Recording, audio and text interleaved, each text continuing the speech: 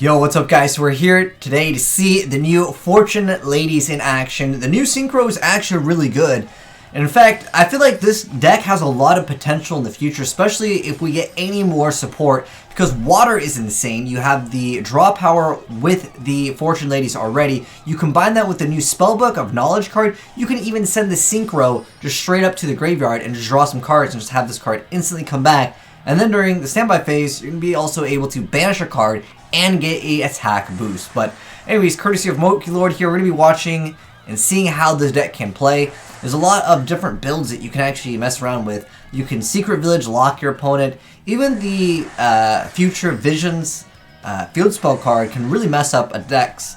But anyways, we have the Metaltron 12. It's immune to monster spells and traps, and it's got 3k, and this card technically protects this card. But let's go ahead and see what happens here. So water, drawing some extra cards. Reborn, gonna go ahead and summon Lady Pass. Gonna increase the level, 1/1 activated, going for light. Then making Coral Dragon, he activates Revelry Warlords to get rid of it. We're gonna still draw a card. Then Lady Wind is summoned to pop the back row, and therefore this card won't have the extra protection that it needed. Plus this card has 3,600, and this is gonna go ahead and be GG for our opponent here. But we got a lot more duels to check out. And see how the deck kind of plays against some of the other decks. Now we have a Necros matchup that's pretty cool, and then in addition to that there's a matchup versus the newer Senjus, which we haven't really covered on this channel, but Senjus, they really suffer from something that you will see in just a moment. But anyways, Fortune Lady Light, I'm gonna go ahead and utilize Pass Effect to get rid of Light, and then also we have Fortune Vision over here. We can Black Rose the field, pop everything, but because Fortune Vision is actually activated, our cards are immune to destruction, so we can Black Rose the field and not even get hit by anything, which is pretty OP. But then we go ahead and make Crystal Wing, because that's usually much better than Black Rose. In fact, Crystal Wing can absolutely destroy certain decks, and then we have Valor to follow up the play of the Spirit, and that's going to go ahead and be GG. I just thought that interaction was really cool. The fact that you can Black Rose the board relatively easy with Fortune Ladies, and then keep your stuff alive. So a lot of times you'll see in this deck, the play is to pass and utilize Lady Light, and then go for whatever you want in the deck. In this case, we have water to draw some extra cards. Then we're going to Knowledge and send our Synchro to the graveyard, and then from there, next turn it will come back. So this is versus some Cyber Angels. Just going to go ahead, summon a few cards. We also have the White Veils as well. Make it so our opponent can't activate any spell or traps. And then we're going to go ahead and bring back our Fortune Lady Ever during the standby phase, which lets us just banish one face-up monster our opponent has. We're going to go attack with the Lady Win, and then we have this card to Force Protect us.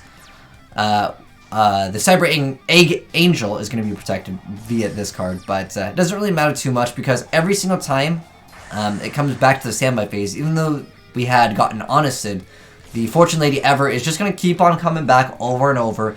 And it's just one of those cards that can be really annoying to deal with when you go ahead and Reborn it, and then go for Crystal Wing and pass. And at this point, he just doesn't really have any options. And then this card is coming right back. So this card actually does two things that's really good. Not only does it just keep on coming back, but it doesn't have to utilize that space that you would need for your extra monster. Then you throw up Secret Village, and this card can be quite annoying, especially if it's got over 3,000 attack. I feel like it's a little bit difficult for certain decks to deal with, but like I said, we got a few plays to showcase off.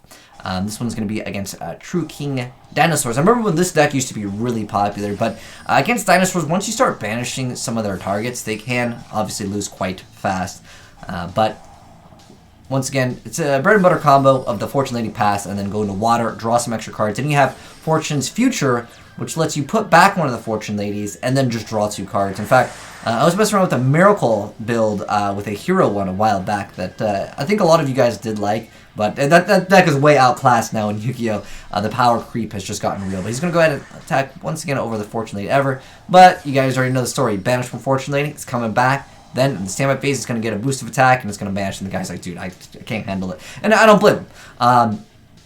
This one is pretty cool. This one, actually, let's go ahead and hop into the Senju one. This is against the newer Senjus, and this is the problem that Senjus have, and it's such a joke. Like, literally, Senjus need a much better engine. I know they have a Pendulum engine too, but like the most successful Senju decks are the ones where it's like normal summon, normal summon, normal summon, normal summon, and you kaiju maybe. But for the most part, you can literally negate one Senju, and then, like, what does the deck do? This guy even has Quiet Life. He's going to go ahead and summon Senju, activate effect. Oh, that effect gets negated. What do you do? Like, there isn't a great follow-up play unless you're playing the Pendulum Senjus, which generally aren't considered what makes Senjus great. But that's just kind of how Senjus are. Even with the newer support, it's just not enough for the deck. But maybe in the future, they'll get some extra support that can make them better. And, well, I mean, it doesn't even matter if he top decks a spell, because it's not going to do him any good. And on top of that, well, it's already a game.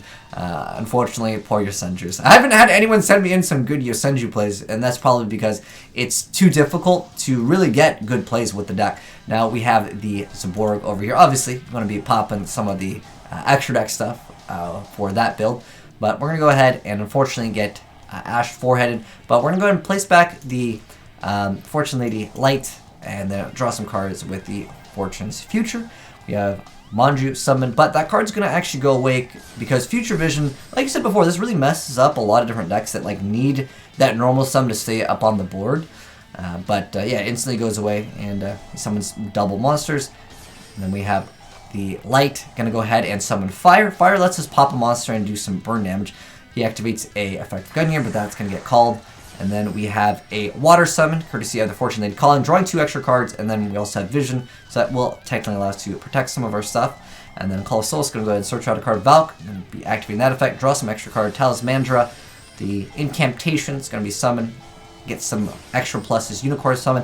But that's not going to be doing too good against this board, because we don't even have the Synchro out now, but we have Rewind going to go ahead and bring back another card, because you might as well, because he did technically try to pop. And he's going to go ahead and shuffle those cards back into the deck. And then we're going to go ahead and see Lady Pass and Calling, which is, of course, going to be the bread and butter combo.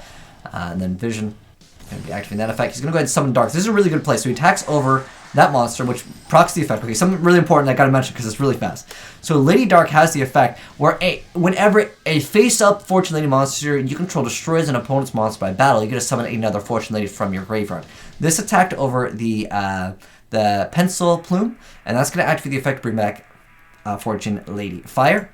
Fortune Lady Fire is going to go ahead and pop that card, and then Fire is going to go ahead and actually destroy itself, and then he's going to go ahead and attack over the Talismandra with Lady Dark, because it's not a once per turn, and that brings back Fortune Lady Fire, and then he's going to be able to activate that effect and pop again. And I was like, wow, that's such high IQ plays, dude. Yo, where that guy cowboy at? But at this point, dude, you're not playing a ritual deck against this. Like, what are you going to do? Like, it's pretty much GG because, well, you can't play any spells. That was a really cool play. I liked it. That was, like, a pretty high IQ play over there. And then, yo, let's see how it faces off against the deck that's looking for no monsters left on the field. But, anyways, this is actually a little bit of better Dark Magician duel over here. I know this deck isn't necessarily considered meta, but I like this duel. It's a pretty good one. Anyways, so he goes ahead and busts out Princess Witchling. And, of course, Future Vision's going to go ahead and get rid of that. And then Ash Forehead's going to go ahead and say no to Lady Light, but the Called by the Grave is going to go ahead and say no to that. And then we're going to go ahead and increase the level. Lady Light going to bring out Water. Water's going to allow him to draw 2 cards. Fortune Future, more draw power. We got Secrets, as well as Knowledge here. Again, we just left the board blank, but don't worry, our cards will be coming back. We've got double hand traps to try to protect us from getting OTK'd here. And he's going to go ahead and summon double Dark Magicians, and with no monsters left on the field, Ebon Illusion is coming out. I feel like he should have probably just attacked with the other ones first.